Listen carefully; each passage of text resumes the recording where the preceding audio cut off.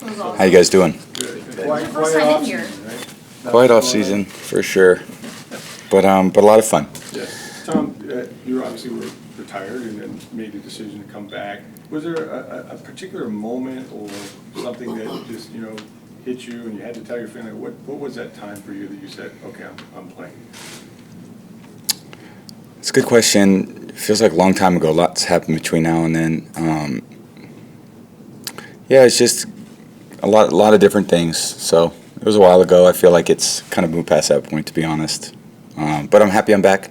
Happy I'm back with my teammates, and it's going to be a great year. Going to work really hard. We have high expectations for what we're trying to accomplish. So got a lot of good players. Doesn't matter much. We got to go out and do it. We got to go earn it. We got some competitive practices coming up. But I'm most excited about this team and what we can try to accomplish. Speaking of teammates, we got a lot of former teammates with Logan and Shaq and Akeem on here. What's that like to have those guys back and being around them and on the same team with them again? It feels good, and it feels good because you know what those guys are capable of. I think they have a very high expectation for their level of play, and I think when you've been in the trenches with those guys, you know what they're all about. I think the more of those guys you have, kind of that caliber of player that could play at a championship level, the better it is. So it's a very competitive team. Competitive practices out there, even in these last 3 days, but no one's put pads on yet. We're going to see what we can do when we put pads on and guys go out there and try to execute under pressure. Tom, you spent some time with Gronk this offseason. How optimistic are you of his return? I think it's just obviously totally up to him, and we'd all, love to play with him, but he's got to make the best decision for himself, and he knows that. So anyone who cares about him knows that he's doing what's right for him, which is, trying to figure it out. And, we don't have training camp for about 6 weeks, so whatever he's got to do to figure it out. And I think we'll, be hopeful if he does. And if he doesn't, then, we still got to go out there and figure out what to do. So we haven't talked to you since the Rams game.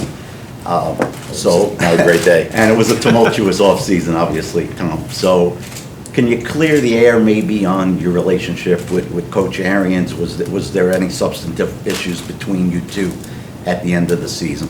Zero whatsoever, yeah. He and I have a great relationship, and I think that's, part of why I chose here was because of Bruce.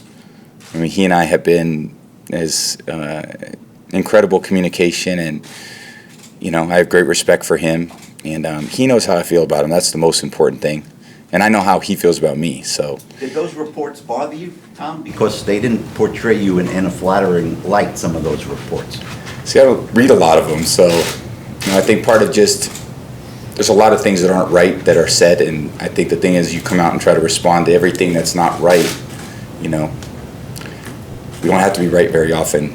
You just have to be right every so often these days, and I think if people click on it, then, you read more of it, and obviously they're clicking on it, so it's what people want and what's talked about, and it may not be accurate, but that's okay.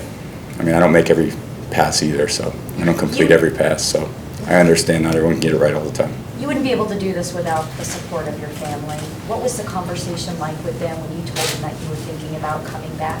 And to be able to have their blessing with this? Yeah, I think it's really important. I mean, I said, last week or 2 weeks ago, it's very easy when you're 25 to know what you want to do the next year. It's very challenging when you're 43 or 44 because there's a lot of other things that are pressing, and there's a lot of other things that are really important in your life, like your kids and your wife and,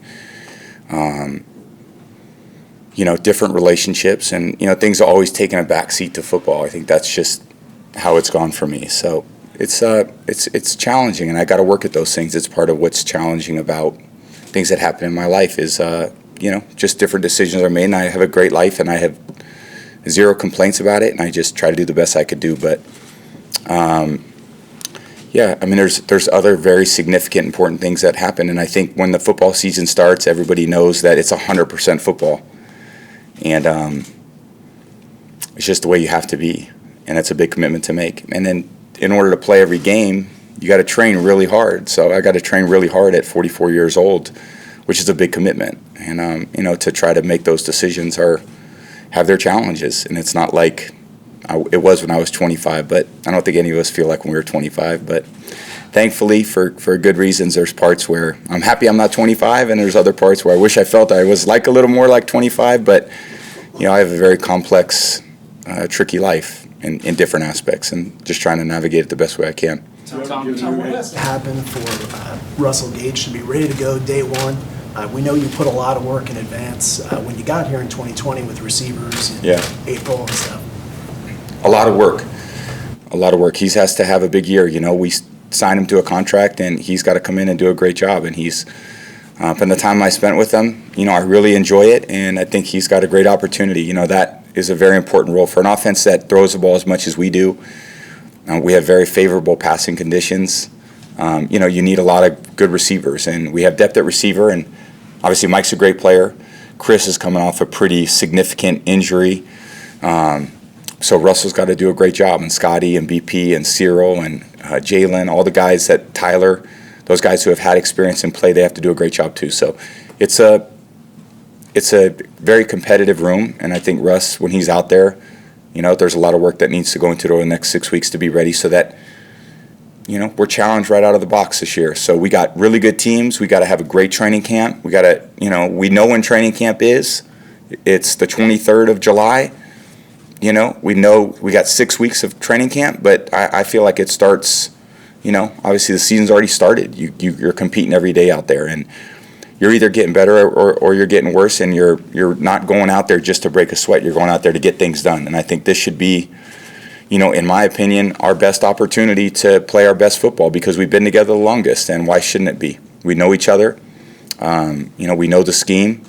We've been through a lot of challenging circumstances and games, and now we got to go out there and execute it as well as we possibly can. A lot of professional athletes feel like they lose their identity when they let go and stop playing. Yep. Do you personally, at this stage of your life, feel like you still need football to feel happy and whole, or have you built up enough outside of football to where you could be fulfilled if you decided to call it a career?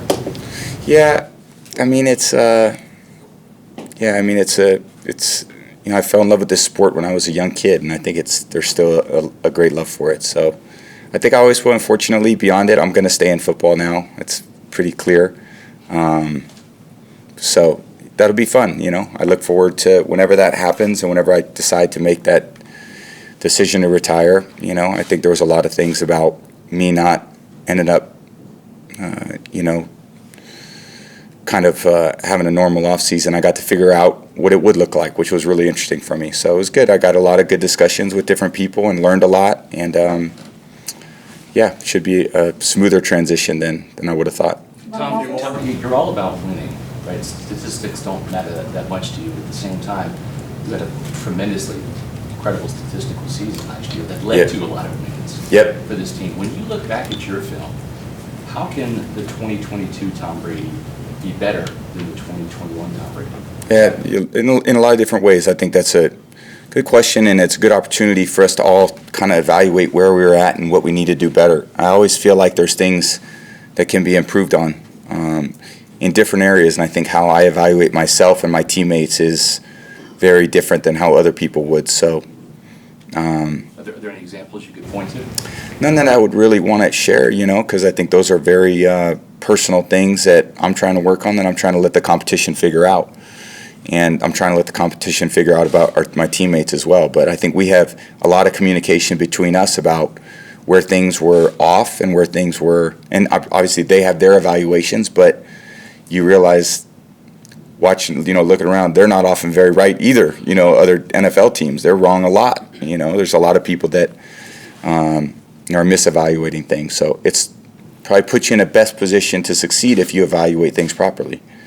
And, that's hopefully what experience and wisdom can do being in this game. That's why wisdom and experience and people being together and continuity is really important. Not to continue to do things poorly, but to continue to try to do things, in a better way. So, even though we didn't necessarily win the championship, there were things that we did better last year than we did the previous year, but that still doesn't matter because ultimately there's one goal for us. You'd like to string everything together, and even if you string all those things together, it's still very difficult to win the championship because there's 32 very competitive teams playing. So what you can do is put yourself in the best position to succeed, to give yourself the largest margin of error, so that if you don't play your very best, you can still win against a very good opponent, which that's what we have to figure out how to do.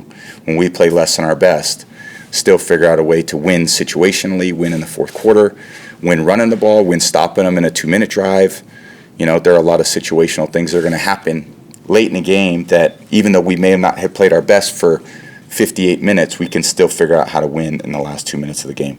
Any truth to the reports that at some point you were interested in becoming a part of the Miami Dolphins in any situation, in any circumstance? Any truth to those reports, Tom? About me going to Joining the Dolphins in any capacity?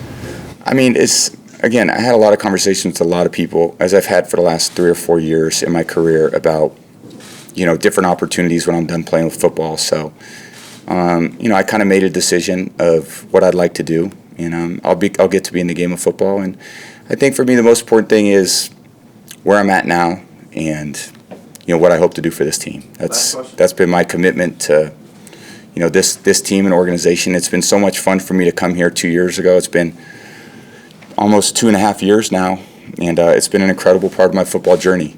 And it's not over, and we still got a lot to accomplish. So I got a long life ahead, and you know, there's a lot of fun things to do ahead. I'm looking forward to what's ahead in football, but at the same time, you know, none of us are promised much beyond what we have now, and this is the current moment, and I'm really excited about going out there to try to compete and win a championship. Sorry, you have a new head coach in Todd Bowles who says he sees the game the way you do. How do you think anything, or what you witnessed, might be different with Todd, and do you know what he means by that exactly? We have a great relationship. I mean, obviously, I played against him for a long time too. So, you know, he's very detailed, really tough, hard-nosed coach. I mean, a little bit of a throwback. You know, he's had some. You know, you coach in New York, that toughens you up a lot. You know, you coach with BA for a long time. You coach with Parcells. I mean, you get toughened up. I think he believes in a certain style of play, which is reflected in the way our defense performs. And, you know, I think we've got to go play great complementary football between what they do defensively and what we need to do offensively, and how the kicking game relates to that. But there's been a lot of competition, you know, throughout OTAs and through training camp. And, you know, again, you know, I've always loved Todd as a coach. Even when he was coaching against me, I always had a lot of respect for him, because every game we played against them, you know, we had to go earn it, and it was some new scheme and new design, and it was nothing simple. And, you know, that's tough for a quarterback. If you can, you know, have that ball in the quarterback's hands and make him, you know, question what he's doing with the ball, I think you're doing a good job. And I think Todd's done a great job with that over the years. Thank you. All right, thank you guys. Thank you. Okay.